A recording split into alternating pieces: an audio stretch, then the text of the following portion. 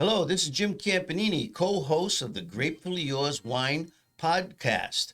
I'm here with my co-host, Mike Pigeon, the wine butler. How are you this morning, Good Mike? morning, Jim. Very well, very well. Yeah. One more day of golfing today for you, I hear. Oh, it's a beautiful day. How do you like my hat? Rather loud, but it's not inconspicuous, that's for sure. Do you like my button? 47. What's the 47 for? President Trump, 47. This is the day after the election. Trump has won the election. And I just hope that you went out and voted, whether you're on the winning side or the losing side. Maybe we can all come together now for America and maybe heal this nation and move it, move it in the right direction. I think Trump is going to be good for the wine industry. You think? Absolutely. Well, he's been doing nothing but whining for the past 4 years. So Very good. All right, let's get this out of the way. We got two great wines to talk about today, but this InsideLowell podcast is coming to you from the WellPoint Studios. WellPoint, the only health plan offering healthcare benefits exclusively to Massachusetts GIC members. At WellPoint, your whole health is their whole point. Okay, so Michael, we're going to Portugal, one of the most beautiful countries I've ever visited.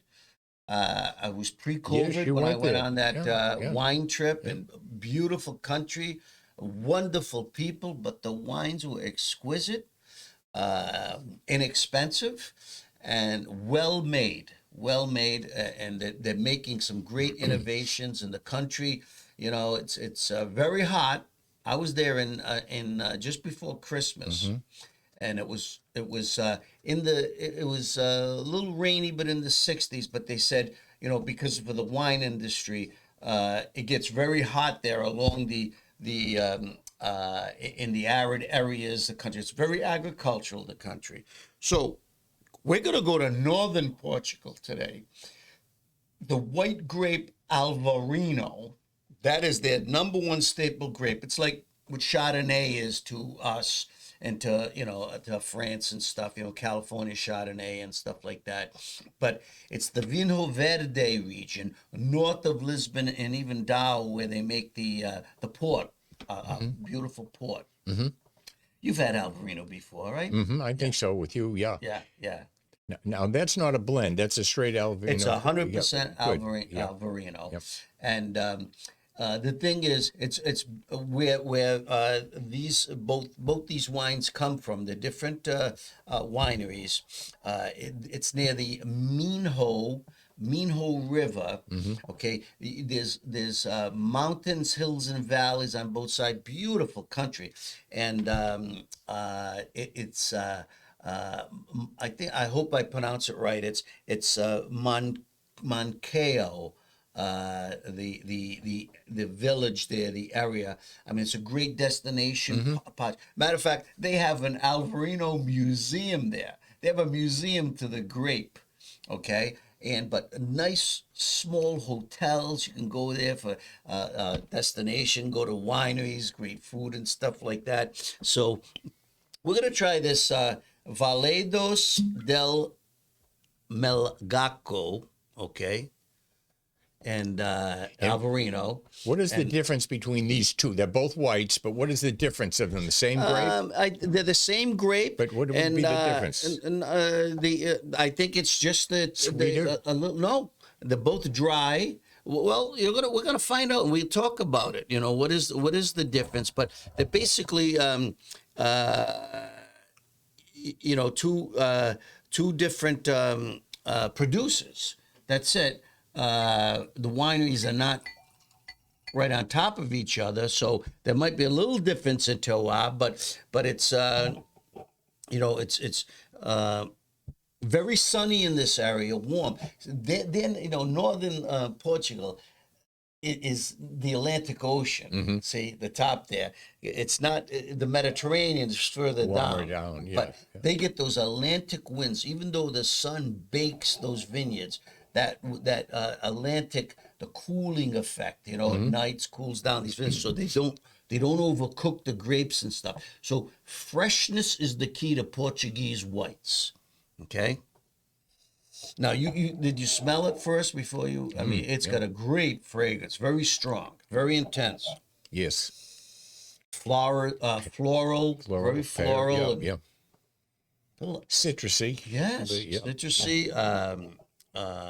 Yeah, yeah. Get your attention.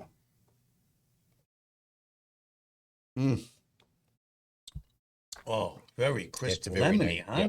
Yes, yep. That's nice. Nice lemon crisp in the texture. A little acidic, but not too much. No.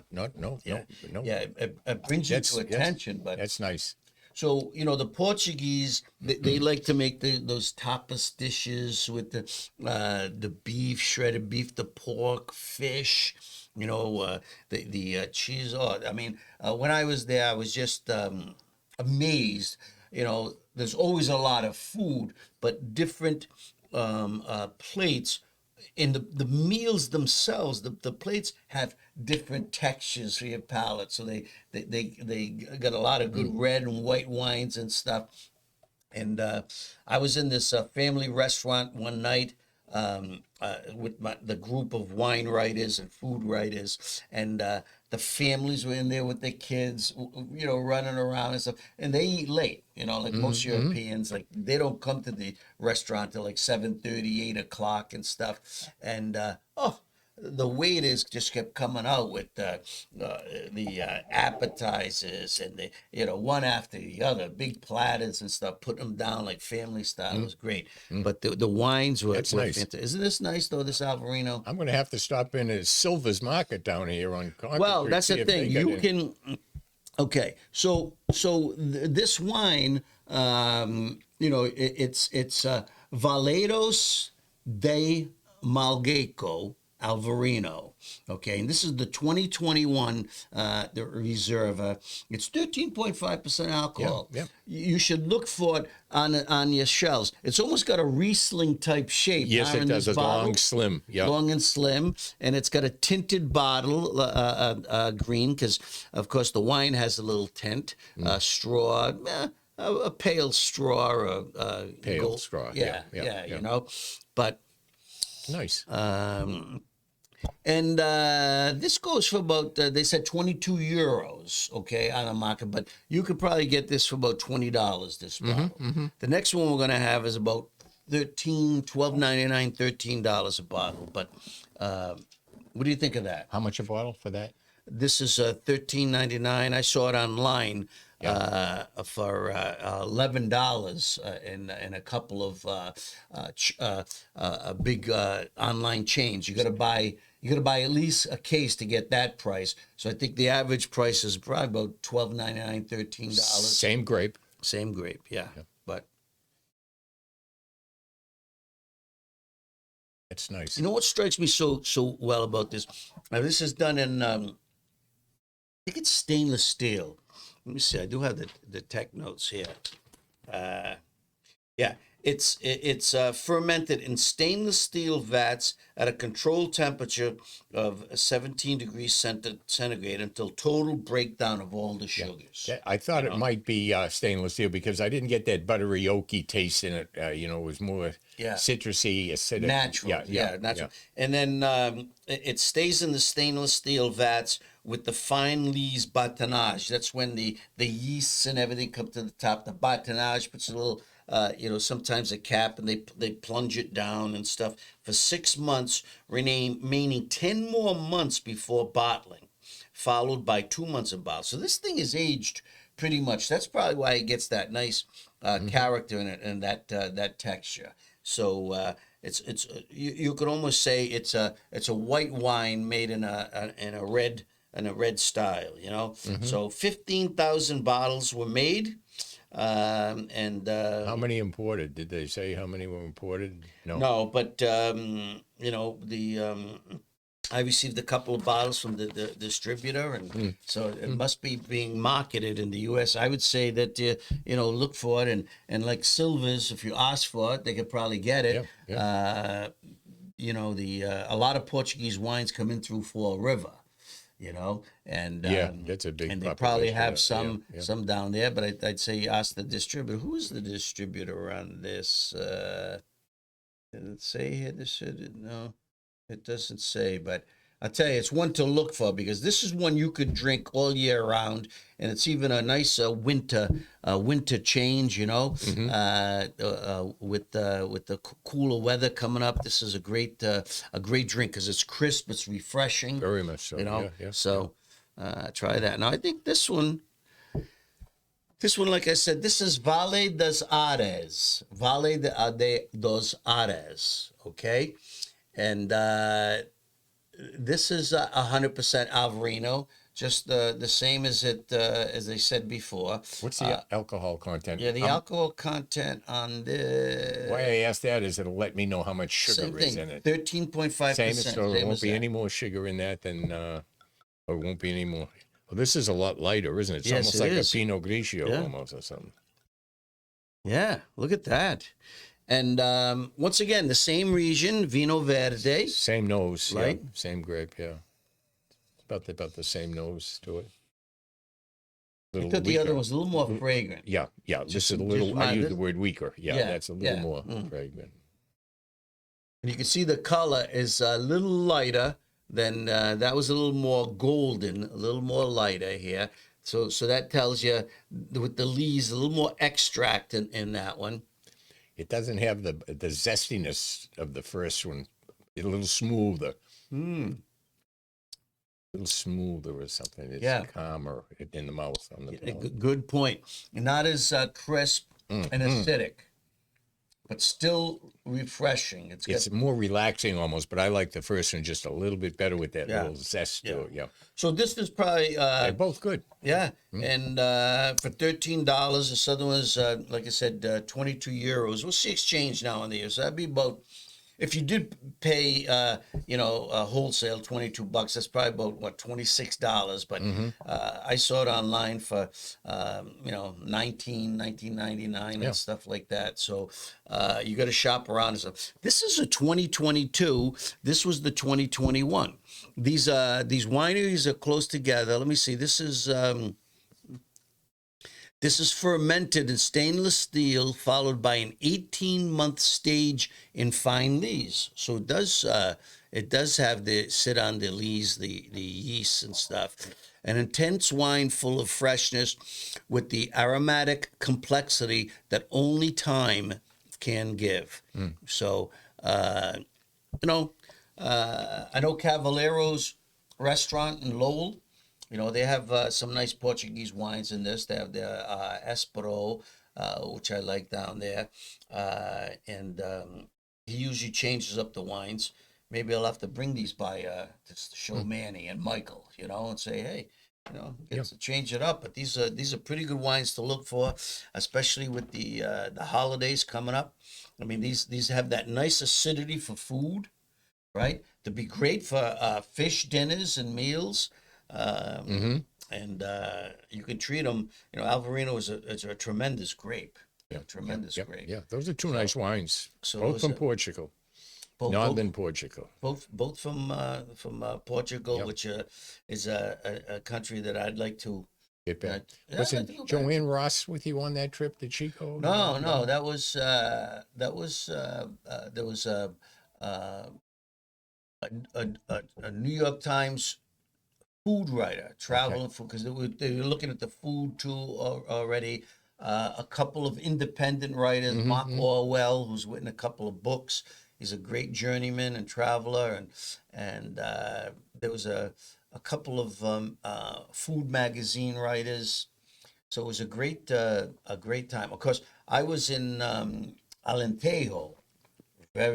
It's south of Lisbon, and right before Algarve, which is the hottest spot. It's right near the beaches, the water, but it's the most southern spot, And they said the temperatures in Alentejo regularly get over 100 degrees during the summer, and they have to be very, very careful that those grapes don't over ripen. You know, so the sugar levels go skyrocket. Yeah.